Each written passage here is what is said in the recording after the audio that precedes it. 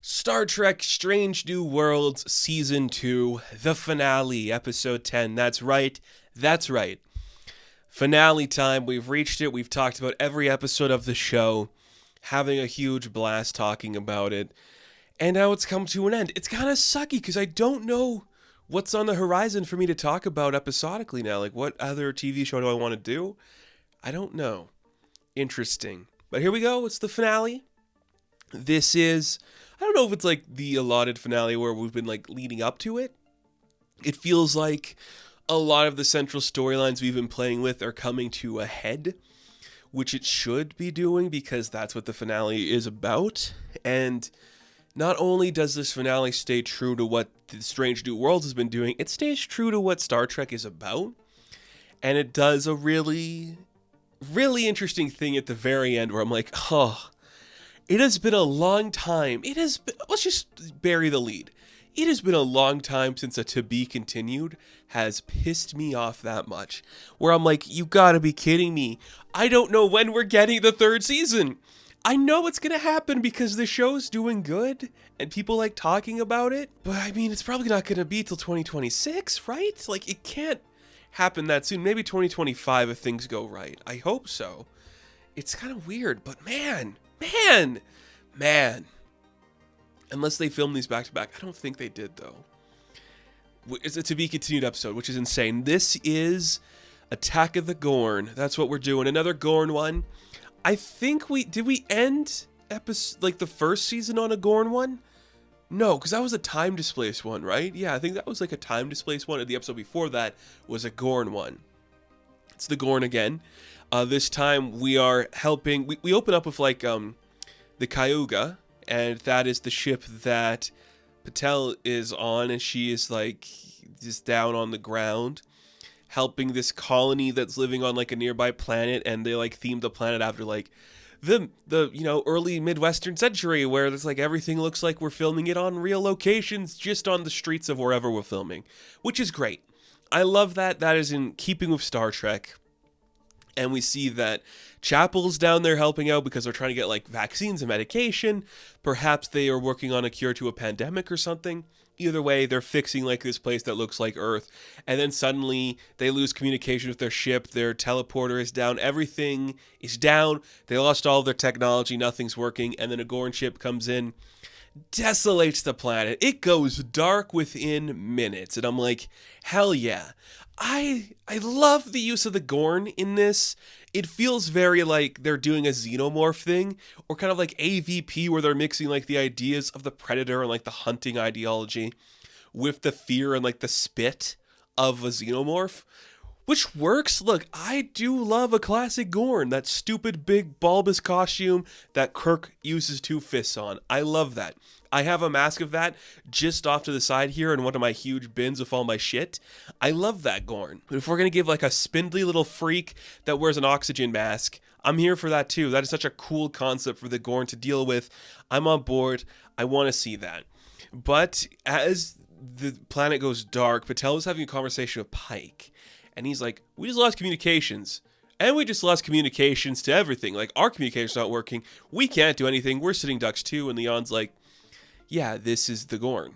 They're cutting off of our systems, and they're gonna kill us and just use us for prey. And as we see that, we also see there's like an assault because like we can't put our screen up. We can only have like the window, so we can't get like a close view of everything. The Cayuga's dead. Like, it is desolated and destroyed and broken and disgustingly so. It's deadly. It's dead. Everyone on that ship is dead. And Chapel beamed up right before this happened, so we think she's dead too, and that's the operation we're going on for the majority of this episode. And we have a couple of things we have to do. We have to go down to the planet and see if there's any survivors. Pike wants to make sure his girlfriend's okay. Spock wants to make sure that Chapel's okay. He's not going to go down, though. We have a crew that's going to go down that's consisting of Pike, Ortegas. She's finally getting to go on a mission because they have to fly through the debris so they're not caught. Very Star Wars in that capacity. Of course, Leon's going to go down. Mbanga's going to go down because he's a deadly man. And Sam Kirk. And look, I'll be honest. My first thought was, are we going to kill Kirk and then Jim's going to show up and like take his place? That was my thought. I'm like, oh, he feels like cannon fodder at this point. But no, he wants to redeem himself for the events of the last time they fought the Gorn, and he wants to come in and help. So that's what we're going to do. We're going to put on our big suits, because that's what we have to do to fight the Gorn now. We also have to locate Crate 32, because after the last encounter with the Gorn, the Enterprise picked up a big crate with some big loot boxes, and now they have bigger guns to kill the Gorn. And I'm like, yeah, okay, I mean, last week we did the musical number, so if we want to do an alien thing, I'm here for it. I'm here for it. I want to see what that's about. And it's so damn cool. They go down to the planet, everything's dark and dead. We also start to notice, because Leon's like the first one to catch on, like, the young spawn of the Gorn aren't acting like they normally do. Like, why are they helping each other? They should be fighting for dominance and control, like the most powerful one survives. It's very bizarre that they're doing this. And, you say that, and then I'm like, how do they have ships then if they're just going to, like, kill each other? Like, that would include, like, some strategic thing happening where they're going to work together? I don't know. It doesn't matter, but they managed to evade, like, a swarm of them coming in. They hide in, like, a local barber shop, and then suddenly they just keep walking down because they hear, like, there's a person present. There's somebody in here. We have to figure out who it is. And I don't know where this is going. I don't look up spoilers. I don't look at anything happening for the show. I don't, because I want to go in fresh to this show more than any other show. Our team gets trapped behind, like, this barrier that's like made through like technology or something. This like a just like a makeshift whatever the hell, just a device. You're like, oh, did Patel make something to do that, or did like Chapel not get beamed aboard or something like that? Is there a person here that like, we know from the team might be on there? No, we hear a Scottish accent, and then who shows up? Just like Captain Kirk at the end of the last season, Scotty shows up. He shows up. Montgomery Scott, he was on a ship that was doing engineering called the Skydiver, and they picked up like a distress call earlier, and they were attacked by the Gorn, and then he had to like escape through like a shuttle pod, and he crash lands here. Insane. Like, I was not expecting Scotty to show up, and I'm like, this is playing into my theory that if this show continues on for as long as it does, we're going to be building all of the TOS crew. We know there's a Kirk out there. Spock and Uhura are mainstays. Scotty might be a mainstay now too. That leaves Chekhov and Sulu and Bones. I think we're going to find them. I wouldn't be surprised. But it's so cool. Like, he just shows up and he's like, yeah, I'll get you out of there. I just made this because I just like randomly escaped. And he is just like a child prodigy pretty much. It's like a super genius that can build anything. It has all these devices. And he cloaked his ship in like this technology that like picks up their communication and bounces it back to them so he doesn't get caught. He's an engineering whiz, and he's so smart, and that technology might be able to help them get back off planet.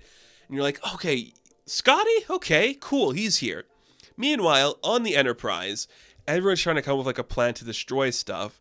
It's Uhura and Pelia who have this like idea where if we can like get a piece of debris big enough to knock down their communications tower, we can just beam everybody off the planet and get the hell out of here. Because that too, the reason that like Starfleet doesn't want them to go down to the planet is because the Gorn have like created like a neutral like line where like they want to like control on the other side. The Federation doesn't. And you're like, wow, that was fast. Starfleet's like, we can't cross that line. We can't. We can't do it. Don't attempt it. Pike's like, my girlfriend though, I'm a hot old guy, I gotta go save my babe. And he's gonna go save his babe. And that's what he does. And it's great. And we love it. And we're here for it. We appreciate everything going on there. And it's so cool. So they have to get the wreckage of the Cayuga, and they have to crash it into the communications tower. The only way to do that is to use like one of like the exo kind of suits, jump down to the Cayuga, put like some bombs on it so it pushes itself out of the way. The only person on the ship capable of doing that is Spock, so he has to go down and do that. And that leads to more alien stuff, because we cut to Chapel, who, she's a main character, of course she survived. She wakes up on the ship, and she runs into a xenomorph. I mean, she runs into a Gorn. And it's just straight up like, there's the tail hanging down, very much alien inspired. And then we have a sequence where her and Spock chance encounter each other, just run in. They do like a low gravity fight with the Gorn, stabbing it in the head with like a chunk of metal, shooting it with a phaser. It is so cool. And I'm just there like, yeah, man, we're doing this thing. This thing is awesome. Why are we doing something this cool? It shouldn't be this cool, but it is. It's so great. Like, I don't know the budget of this show, because I mean, I don't want to get like held up on that kind of shit, but you compare this to other offerings like at the moment, and I don't want to be an asshole about this, but you look at things like Secret Invasion and The Mandalorian, which are bigger budgeted shows in the same vein of this as like a genre piece, and you're just like, how does this show have like better effects? I do think there's practical effects for some of the Gorn, but like just the backgrounds and the like lighting and the cinematography, it just all looks better and like well blended.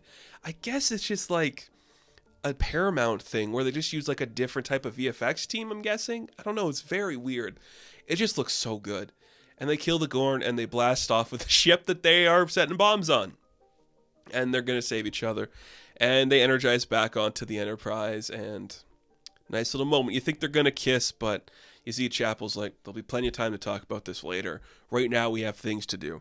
Because back on the other planet, we see that Patel and Pike team up with Scotty to go get like the device from his ship so they can get it back onto the Enterprise, and then they can use it to counteract everything going on with the Gorn.